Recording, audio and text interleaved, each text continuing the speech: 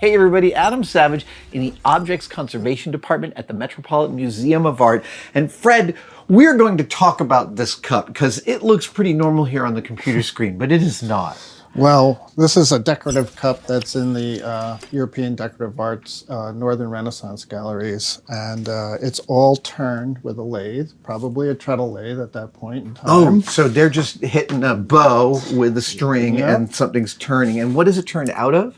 This is maple and plum, and we looked in the galleries. We saw that inside of this cup there's 73 other cups that all fit together, and they're paper thin. 73. What is the diameter of that opening? A couple of inches? This is about actual size, I would say, Oh my right here. gosh. And then they reduce down to those small ones, which are about, 3/4 of an inch in diameter. So they're really tiny. They must be, every cup must be paper thin. And every time that they turned a cup, they had to start with a block of maple and turn one cup, and all the rest is waste wood. And then they go to the next cup, a solid block of maple again, turn it a little bit smaller than the previous one, and it fits in perfectly.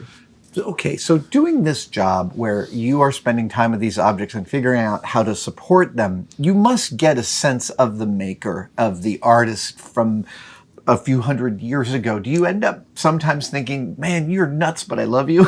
I mean, I'm surprised that they had that kind of machinery at that time, that they were able to turn such precise shapes. And I always thought the blade, the steel, has to be incredible and very, very sharp in order to turn such a thin cup. I don't even know if they turn the outside first and then the inside, or do they turn the inside first and then the outside, or... That's a really good question, but they can't make one mistake or else they have to start over. And then I also see some very fine little, this looks like a little cage down there. Now, this is what we call the bird cage, and when the cup came to the Met, this bird cage was broken and repaired many times. Oh, really? As a So matter it was of actually shattered. Many of these little pillar type supports were broken or mended improperly. So it was if the cup was sitting on the table, it actually was moving back and forth because this was so weak. Oh my goodness. Section. And in order for the conservator, Mecca Baumeister, to work on this object and repair all these previous incorrect repairs, and clean this object, we had to make this special support that she could use just to hold it. The only place that we could really support the weight of the cup was right above the bird cage. Above the weakest point. Above the weakest point. And the top mount, this one, Right. keeps the top from moving left or right or putting any kind of pressure on that bird cage. Right. So this is just support for this, but this is doing almost all the heavy lifting. This is doing the lifting, and this is supporting it so it can't wobble. And now I'm actually seeing in the X-ray all 74 of these, and it's as thin as hair. That's incredible. Are you following, in fact, essentially the same steps you will eventually for display in terms of figuring out where you can hold it and what it should look like? You're just not concentrating on display at this point. Right. Okay. And the way that it's held in display is very similar to this. We've held it just above the bird cage in the gallery, and also we've held it up here in the same location in the gallery mount. The only difference is the support in the gallery is all behind the cup, so you don't see it. I see. This one, you can see both sides. And all of these little parts are adjustable by backing out the screw and sliding. So the cup was slid into position without lifting it. These were back, so the cup could slide in easily. Right. So everything on here is adjustable. So once the cup is in position, so this slides back and forth, this slides back and forth, these slide in and out, and then once the cup is in position, these slide against it very carefully, not to put any pressure on it. And then I would assume that once that is on, you're going to leave it in here until the other mount is done. Yes, exactly. Because it seems like the safest place it could be. She worked, Mecca worked on this at her workspace with the cup in this mount. And she was even using Actually, she was using dental floss to get in between these little, to clean in between these little vertical pieces. Did She any had of them to- require full remanufacturing and replacement? No. Oh, that's really lucky. There are some that are missing, but we just accepted the fact that some are missing. How old is this? So this is about 1650, roughly. Okay. Okay. And I guess at that point, they had the technology to create these lathes that were able to do this kind of work. I'm gobsmacked by it. The idea of making 74 paper-thin cups, it feels like showing off. What was this object used for? This is just really for royalty, I think. It was just sort of an object that people could look at. It wasn't really, didn't have a utilitarian purpose.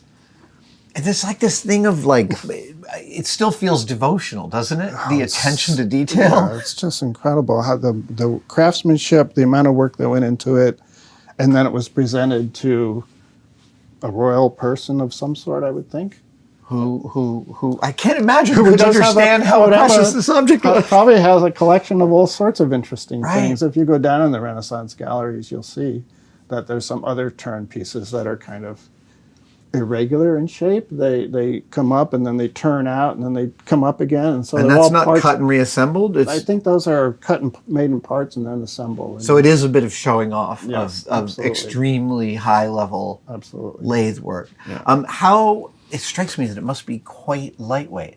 It's very lightweight, yes. But again, I mean, the reason I put a chemical patina on this was I knew that this cup was going to be slid on here, and if it was a painted surface, it would have just probably scratched. And Right. this is pretty durable, this chemical patina with lacquer on top of it. So So even down to the finish of the thing that will never be seen publicly, it's Mm-hmm. still really important for the conservation of the object that you're not adding or imparting any damage. Or, exactly. And it's even got a circle where the cup set on top just to protect the bottom of the cup.